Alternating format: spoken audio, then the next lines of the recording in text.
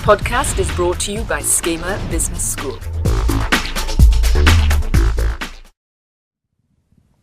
Hello, welcome aboard and welcome to the seminar on globalization. Coming next, we are going to tackle a number of myths and misconceptions regarding globalization.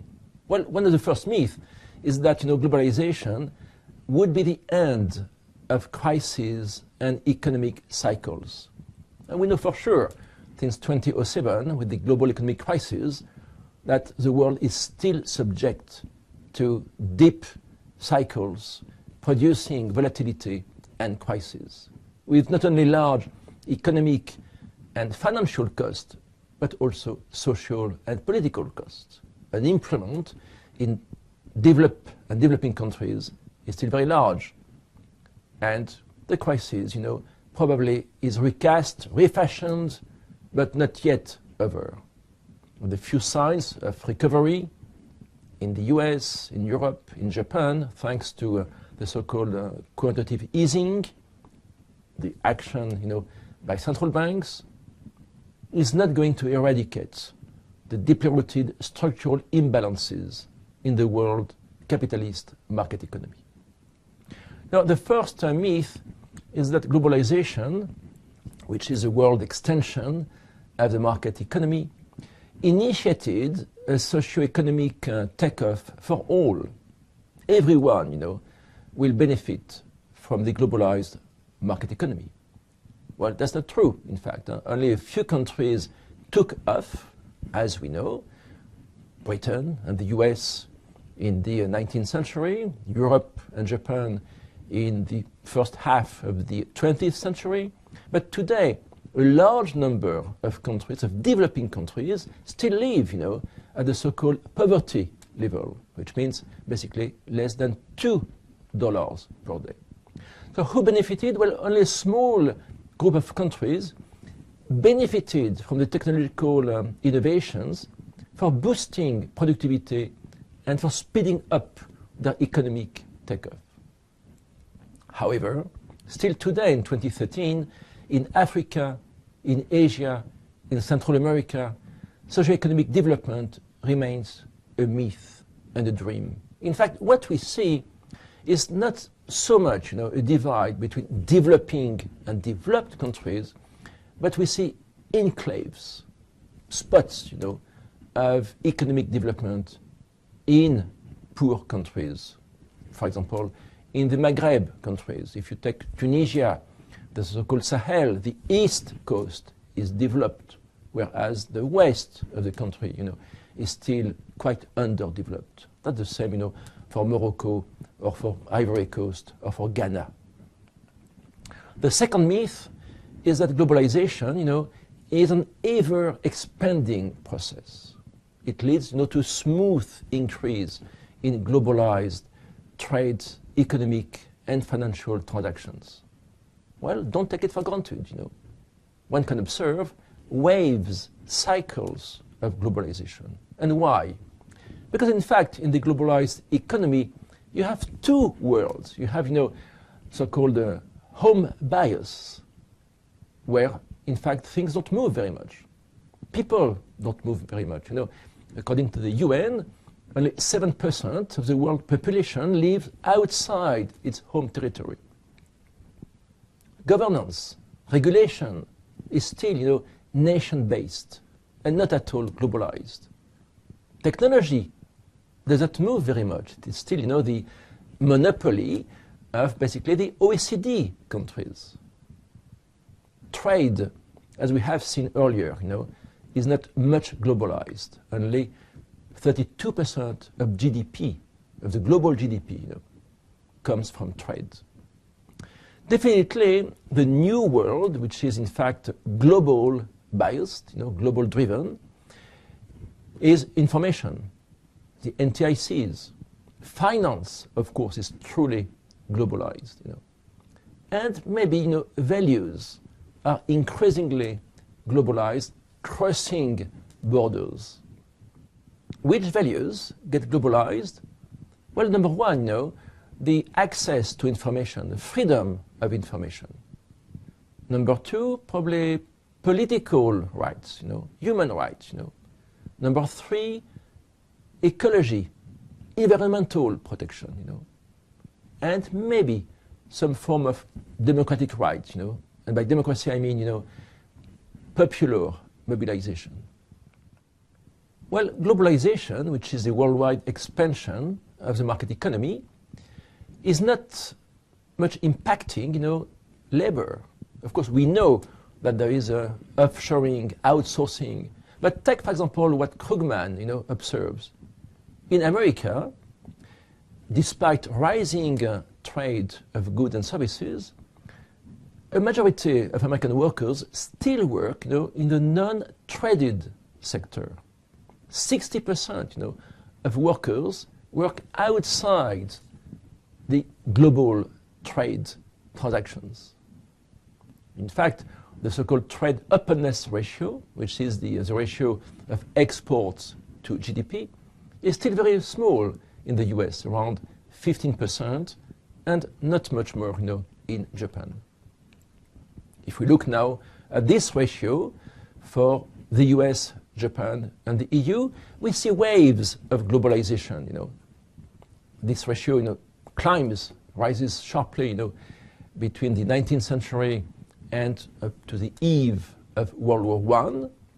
Then it drops sharply in between until 1945, and it increases again, in the 1960s and 70s. But if we look at, the impact of the global crisis on global trade, well, the ratio sharply decreases, in 2007 until today. In fact, if we look at, cross-border capital flows, we see a sharp increase in the 1980s, 1990s, and they reach, $1,200 billion when? On the eve of the global crisis in 2007. And suddenly we have a sharp drop, basically a 60% decrease in cross-border capital flows from 1,200 to only 200. And today it is slightly, gradually, resuming, but well below the average of the 1990s.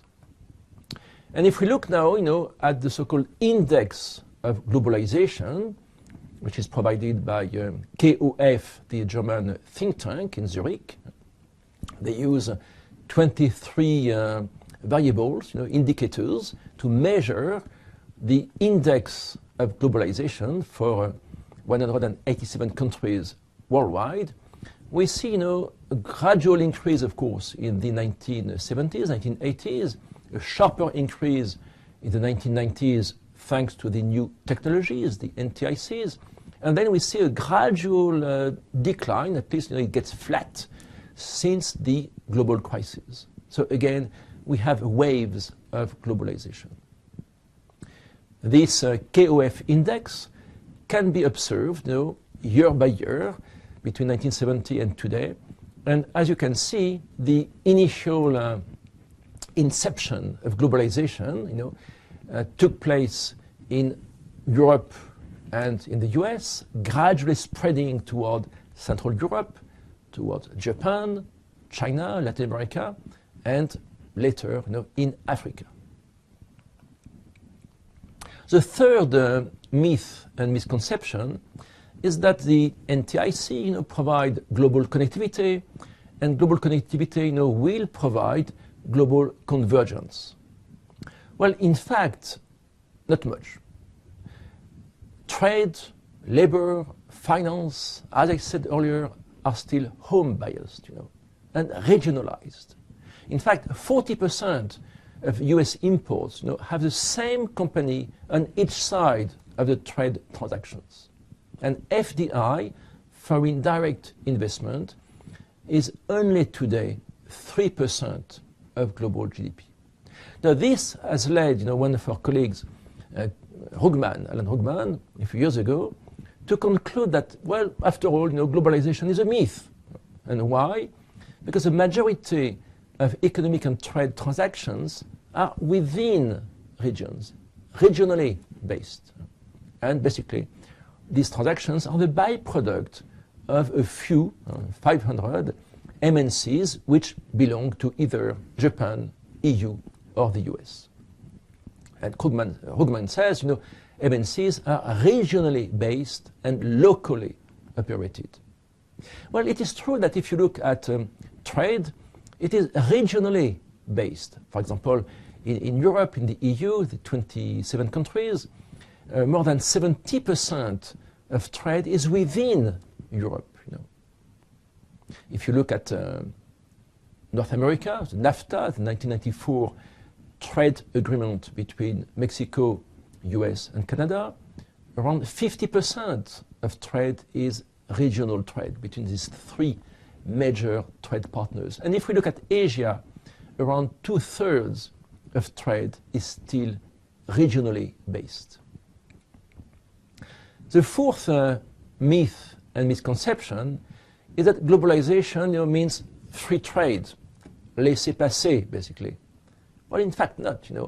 Not only we have, since the 1950s, a number of trade barriers, quotas, but this has accelerated or worsened since the beginning of the global crisis in 2008, to the point that, Pascal Lamy, the head of the WTO, concludes that up to 3% of global trade is still impacted by trade barriers. And that's the same for FDI. Foreign direct investment is subject to strong barriers to protect national markets. This chart shows you the sharp increase, in import restrictions starting in 2009, which means starting, when the global crisis started, hitting economic growth and employment in most of the developed countries. And regarding FDI, as you can see, most of the countries still rely on protections invoking, for example, national security, not only in the EU, but also in Europe, in America, and in many developing countries like Brazil, Russia, and China. The next myth, the fifth myth and misconception, is that, emerging markets, the BRICS, Brazil, Russia, India, China, South Africa, embarked, on the globalized market economy and now get fully globalized. Well, no, in fact, the number of countries, developing countries, truly globalized, remains small today. And even the BRICS are gradually, but slowly, in fact, joining the globalized capitalist market economy. How can we measure the level of globalization? Well, we can look at the so-called current account, which means trade, of goods and services. We can look at the capital account, financial openness. We can also look, at the socio-political and the cultural influence of countries. Well, measuring globalization is in fact what KOF does. And every year, KOF, the German think tank, gives you, an index of globalization measuring, 187 countries.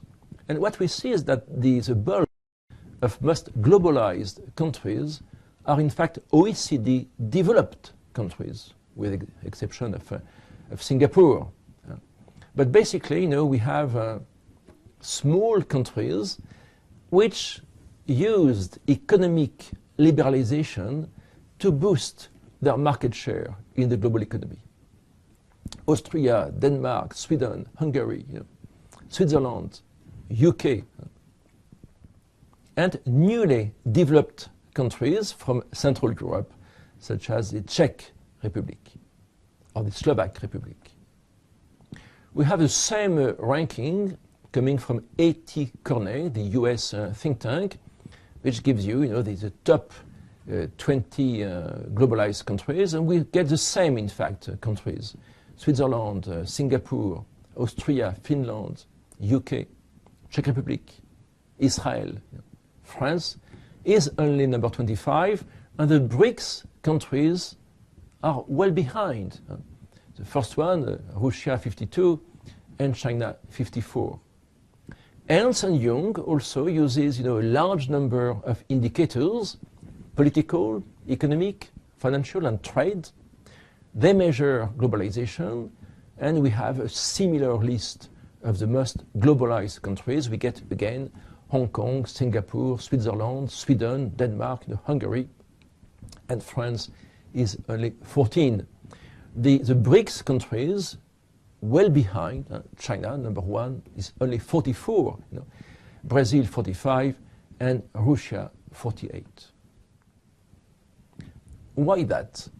Well, in fact, globalization, is the worldwide extension of the market economy, which means, it provides opportunities for increasing trade transactions. And there is a keen competition for increasing market shares. Who is going to benefit from globalization? Well, the most, open countries.